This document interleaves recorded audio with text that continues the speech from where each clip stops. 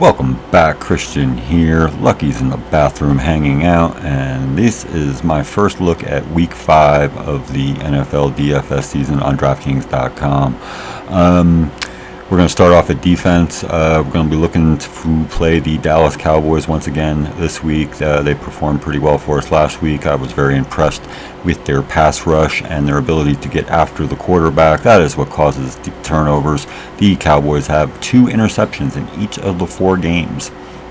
That's pretty unheard of. So Dallas's defense is playing well. Yeah, they give up a lot of points because they're just getting after that quarterback. They don't quite get there. It gives up big chunk plays. So chunk plays against Dallas is going to be a thing all year, but that pass rush is legit, and I like their ability to get after it against the New York Football Giants.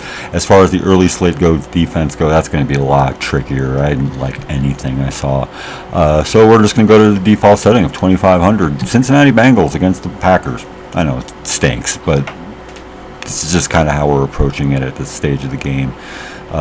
Defense is so variant, and it has such a probability for a floor outcome that paying more when we're not sure is probably the best way to go.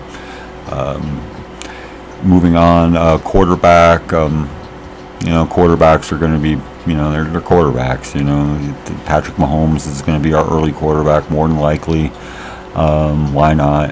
Tough matchup against Buffalo. Nobody ever plays Patrick Mahomes. God knows only why. But we'll be going there more than likely. A couple other quarterbacks that kind of caught my eye. Jeff Goff's in a good spot. Kirk Cousins is in a good spot this week. The afternoon quarterbacks, I'm not too sure about. A lot of them are in good spots as well. Quarterback is quarterback's quarterback. What are we going to do?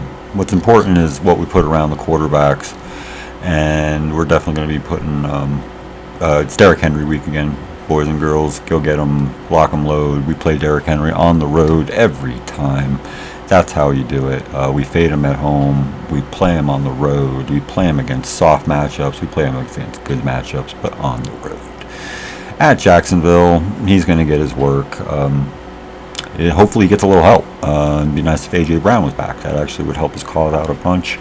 That was a good combo last year, was the A.J. Brown, Derrick Henry without Ryan Tannehill while on the road combination. That was the weirdest stack ever, and some guy was crushing it last year doing that. So I picked up on that last year and continue to run with it, and it's holding true. Derrick Henry smashes in road games. They give him the ball a lot.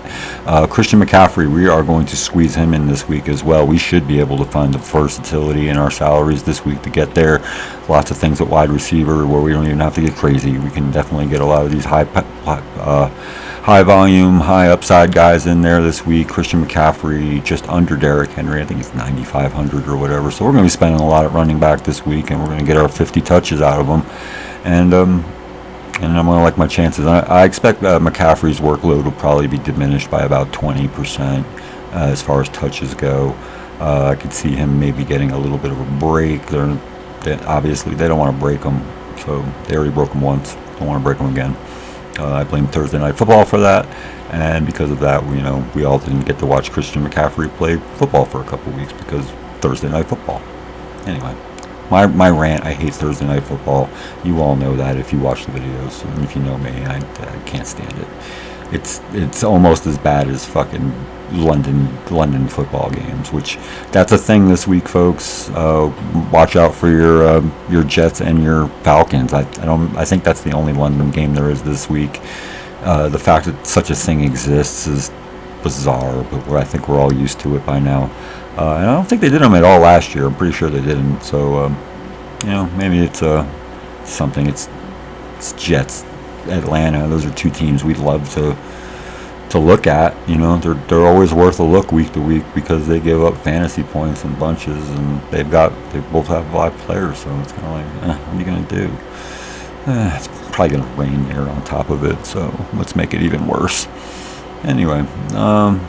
As far as wide receivers go, Laviska Shenault. Get yourself Laviska Shenault this week, 4,700. He's going to get 10 targets against a very friendly Tennessee Titans pass defense. We picked on them last week with Corey Davis. If you went with Jamison Crowder, you did just fine as well.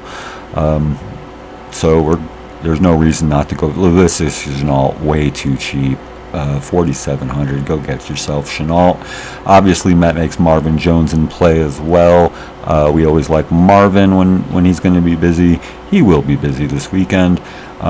He's just more expensive than Laviska, an extra 1,000, but you're only paying 57 to get to Marvin, and Marvin is, he's got 3-4 touchdown upsides. He's done it numerous times in his career, so. Like I said, there's nothing stopping him from having a big week this week. So we like Marvin Jones.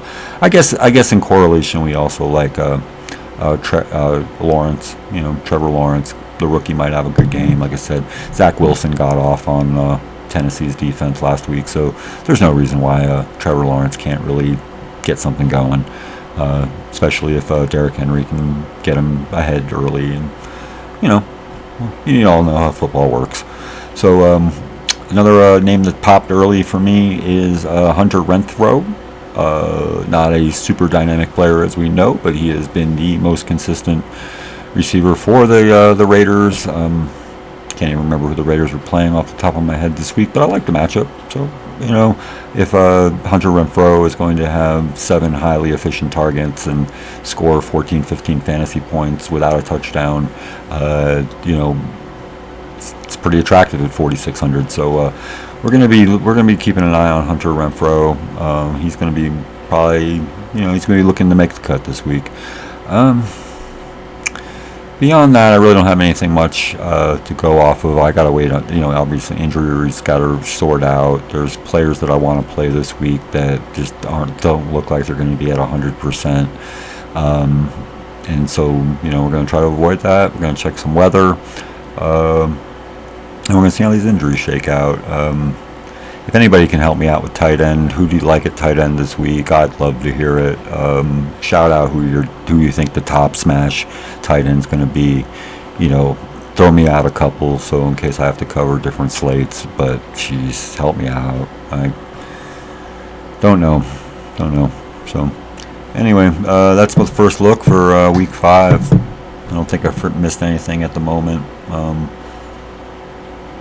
I think it's just going to be a 2 running back build this week. I think we're probably going to have to play a wide receiver at the flex, but we should be able to get to whatever we want this week. So I like the sounds of that. Anyway, that's my look at week 5, and we're going to put out another video a couple days, let you know what I think. All right, bye.